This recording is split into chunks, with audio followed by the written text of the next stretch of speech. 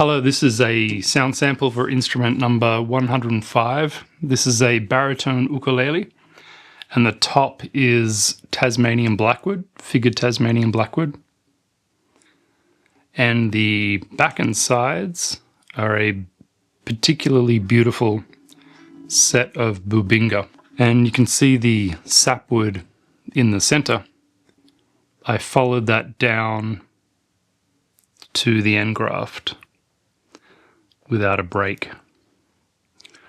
Just a kind of bit of tricky woodworking. It also has a matching Stauffer headstock, which is really cool. I just had enough leftover side that I found this bit, which was perfect, and it's got some sapwood and everything in it. Stauffer headstock shape is really nice, very hard to bind. And the back of the headstock is redwood burl, and the tuners are Gotoh UPTLs, which are really nice. The fingerboard is Ebony, the nut is polished bone, and the saddle is polished bone.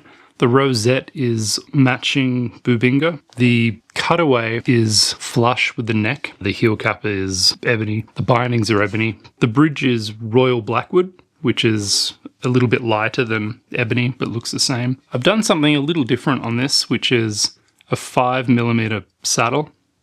Now the reason for that is these strings, Worth Browns. The customer was very adamant that they're the only ones he likes. They're the only ones he wanted on it, so I had to use them. Another thing which is really strange about these is the compensation of the strings, which is the top is E, B, G, and the bottom is D. And there's no wound strings on these. But the top string and the bottom string, there's a full 5 mils difference in compensation between those. So a typical 3/32 saddle or a 1/8 saddle, which is 3 mil, wouldn't cut it, and 5 mil only just cuts it. And by cuts it, I mean the intonation is okay, or good. So this ukulele, this baritone, is 20 inches and 1/8 scale length. And the red dot is where I usually put the front of the 1/8 saddle, and there to there is 1/8. So this is a 1/16 back, and then that's another 1/8.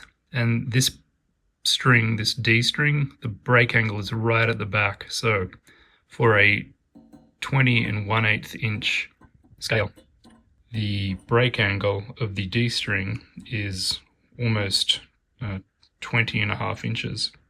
And this is right at the back, and I'm just getting good intonation with this. So beware. I had to put the entire saddle back way further than I normally do, because if I put the saddle in where I usually do, and you put those strings on, nothing will intonate properly. It's just not. They're just completely and utterly different. You have to build the uke or put the bridge and the saddle in the bridge in a completely different place compared to other strings, normal strings I would call them.